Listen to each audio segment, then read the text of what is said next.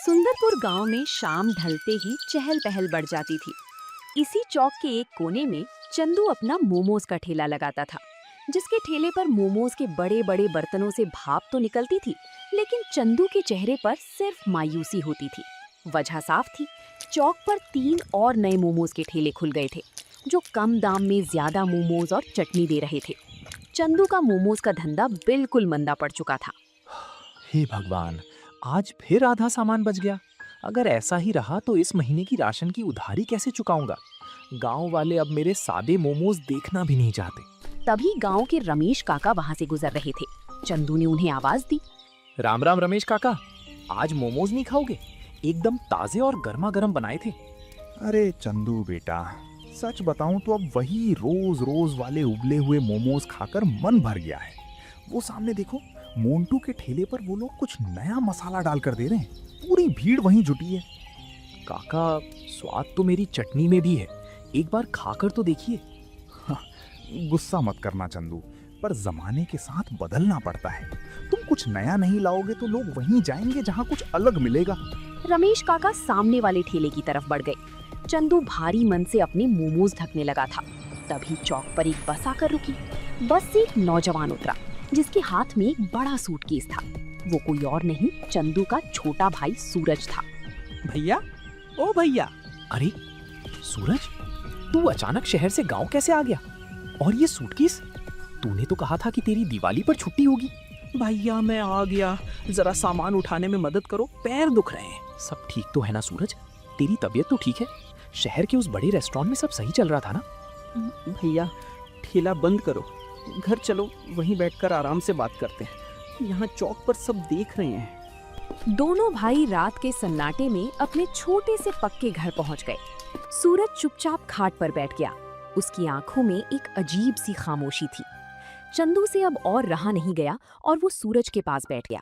अब बताएगा सूरज, तू इस तरह बिना बताए क्यों आया? क्या रेस्टोरेंट के मालिक से कोई अनबन हो गई थी? भैया, मेरी नौकरी चली गई। उस बड़े रेस्टोरेंट का एक नया मैनेजर आया था। उसने अपने जान पहचान के लोगों को काम पर रख लिया और हम जैसे पुराने शेफ को बिना नोटिस दिए निकाल दिया। क्या?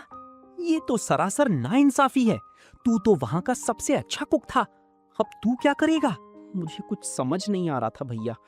शहर में अब रहना और कमरे का किराया देना मुमकिन नहीं था।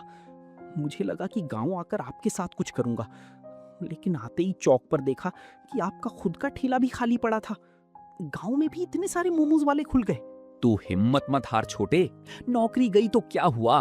तेरा भाई अभी जिंदा है। हम दोनों मिलकर 2 वक्त की रोटी का इंतजाम कर ही लेंगे। रही बात मेरे ठेले की, तो हाँ, ग्राहक टूट चुके हैं। लोग कुछ नया मांगते हैं जो मेरे पास नहीं है। भैया, आप अभी भी वही पुराने उबले हुए स्टीम मोमोज बेच रहे थे। आज के समय में लोग सिर्फ उबला हुआ खाना पसंद नहीं करते, उन्हें कुछ क्रिस्पी, कुछ धमाकेदार चाहिए। धमाकेदार? अरे भाई, मोमोज तो ऐसे ही बनते हैं ना, मैदे के अंदर सब्जी भरो और भाप में पकाओ। नहीं भैया, शहर के बड़े बड़े रेस्टोरेंट में अब एक नई चीज धूम मचा रही है, कुरकुरे मोमोज। बाहर से एकदम क्रिस्पी, क्रंची और अंदर से रसीले। हमारे गांव वालों ने ऐसा स्वाद कभी चखा ही नहीं होगा। कुरकुरे मोमोज? ये क्या बला है? क्या मोमोज भी कुरकुरे हो सकते हैं? बिल्कुल हो सकते हैं भैया। कल सुबह आप दुकान के लिए मैदा और सब्जियां लाना, बाकी का जादू मैं आपको सिखाऊंगा। हम दोनों मिलकर गांव का सबसे पहला और अनोखा कुरकुरे मोमोज का ठेला लगाएंगे। अगली सुबह सुंदरपुर गांव में सूरज की पहली किरण के साथ ही दोनों भाई अपने काम में जुट गए थे। चंदू बाजार से ताजी बंद गोभी, गाजर, प्याज और मैदा खरीद कर लाया था। घर के बरामदे में दोनों ने मिलकर सब्जियां काटी और मैदे की छोटी छोटी लोइयां बनाकर मोमोज तैयार किए। जब मोमोज भाप में पककर तैयार हो गई, तब चंदू उन्हें हमेशा की तरह थाली में सजाने लगा, लेकिन सूरज ने उसे रोक दिया और मुस्कुराते हुए अपनी सीक्रेट रेसिपी निकालने लगा। सूरज, मोमोज तो उबलकर तैयार हो गए हैं। अब इसमें ऐसा क्या अलग करेगा तू जिससे ये कुरकुरे हो जाएंगे? मुझे तो कुछ समझ नहीं आ रहा। भैया, यही तो असली जादू है। ये देखो, ये कॉर्नफ्लोर का घोल है और इस दूसरी थाली में जो आप देख रहे हो, ये कुचले हुए कॉर्नफ्लेक्स हैं। इसी से मोमोज को वो करारापन मिलेगा जो गांव वालों ने पहले कभी नहीं देखा। अच्छा, तो तू इन उबले हुए मोमोज को पहले इस घोल में डुबोएगा और फिर उन सूखे कॉर्नफ्लेक्स में लपेटेगा। पर इससे स्वाद कैसा आएगा? स्वाद ऐसा आएगा भैया कि लोग उंगलियां चाटते रह जाएंगे। अब आप चूल्हे पर कढ़ाई चढ़ाओ और तेल को खूब गर्म करो। हमें इन्हें डीप फ्राई करना है। अरे सूरज, तेल में डालते ही ये तो एकदम सुनहरे होने लगे और खुशबू तो पूरे घर में फैल गई है। मोंटू और बाकी ठेले वाले तो बस उबले मोमोज को तवे पर थोड़ा सा सेक देते हैं, पर ये तरीका तो बिल्कुल अलग है। तभी तो इसका नाम कुरकुरे मोमोज है भैया। अब जरा इसे हाथ में लेकर देखो, इसकी ऊपरी परत कितनी सख्त और करारी बनी है।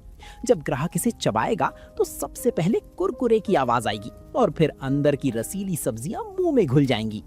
शाम के 5 बजते ही दोनों भाई चौक पर अपना ठेला लेकर पहुंच चुके थे। सूरज ने ठेले के आगे एक बड़ा सा बोर्ड टांग दिया था जिस पर साफ अक्षरों में लिखा था स्पेशल कुरकुरे मोमोज। ठेले से उठती गर्मा गर्म और क्रिस्पी खुशबू ने चौक पर आते जाते लोगों का ध्यान अपनी ओर खींचना शुरू कर दिया था।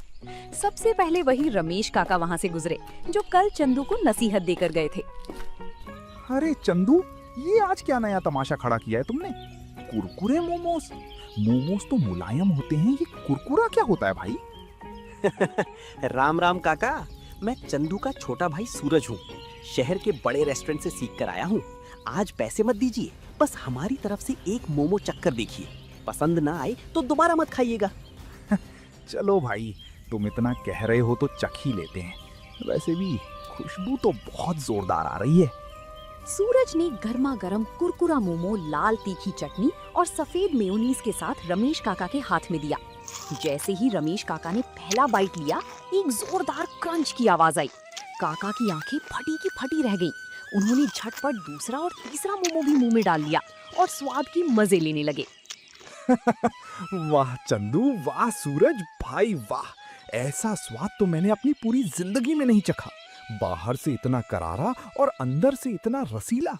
ये तो मोंटू के मोमोज से 1000 गुना बेहतर है।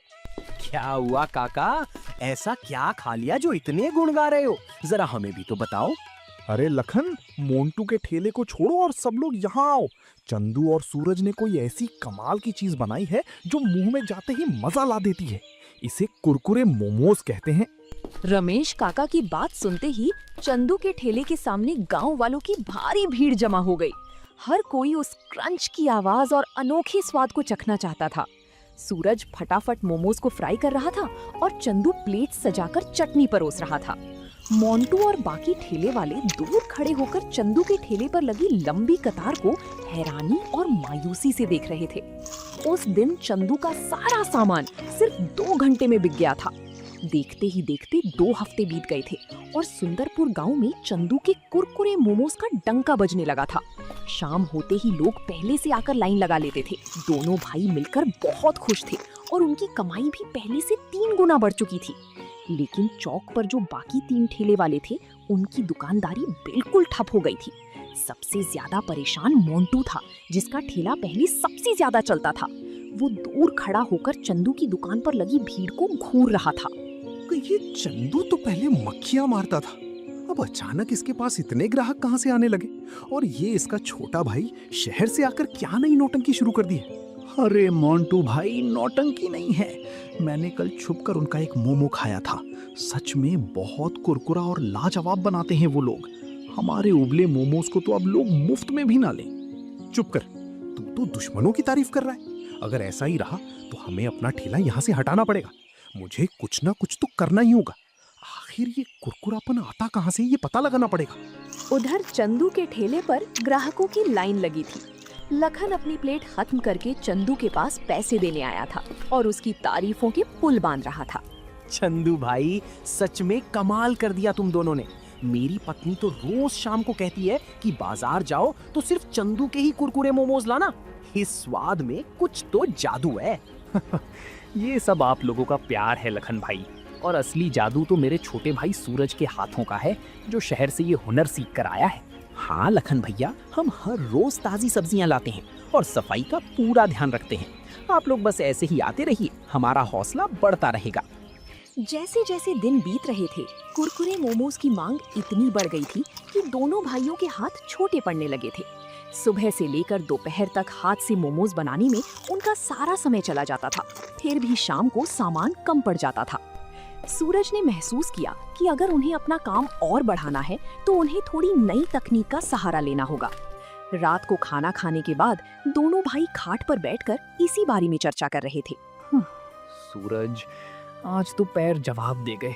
ग्राहक इतने ज्यादा थे कि हम सबको मोमोज दे भी नहीं पाए। हाथ से कितनी लोइयां बेलेंगे हम? सुबह से शाम तक बस यही करते रहते हैं। भैया, मैं भी यही सोच रहा था। शहर में मैंने देखा था कि बड़े रेस्टोरेंट में हाथ से बेलने की बजाय डो शीटर और मोमोज शेपिंग मशीन का इस्तेमाल होता है, जिससे मिनटों में कई मोमोज तैयार हो जाते हैं। और सब्जियां काटने के लिए एक बढ़िया सा चॉपर आता है। अरे बाप रे, मशीन? सूरज, वो तो बहुत महंगी आती होगी ना? हमारे पास इतने पैसे कहाँ हैं? भैया, पिछले 2 हफ्तों में हमारी जो अच्छी कमाई हुई है उसे मैंने संभाल कर रखा है। और हमें बहुत बड़ी मशीन नहीं, बस एक छोटी सी हाथ से चलने वाली मिक्सर चॉपर और एक सांचा लेना है।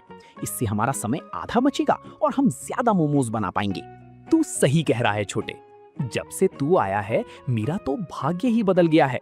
ठीक है, कल सुबह हम दोनों पास के शहर के बाजार चलेंगे और ये मशीनें खरीद कर लाएंगे। अगले दिन दोनों भाई शहर गए और अपनी दुकान के लिए जरूरी मशीनें और नया सामान ले आए। अब उनका काम बहुत आसान और तेज हो गया था। वे अब रोजाना 500 से ज्यादा मोमोज बनाने लगे थे और गांव के साथ साथ पास के दूसरे गांवों से भी लोग उनके ठेले पर आने लगे थे। चंदू और सूरज की ये तरक्की पूरे सुंदरपुर गांव में चर्चा का विषय बन चुकी थी। धीरे धीरे समय बीतता गया और एक दिन गांव के बड़े मैदान में बहुत बड़ा मेला लगने वाला था। चंदू और सूरज जानते थे कि इस मेले में पूरे इलाके से हजारों लोग आएंगे।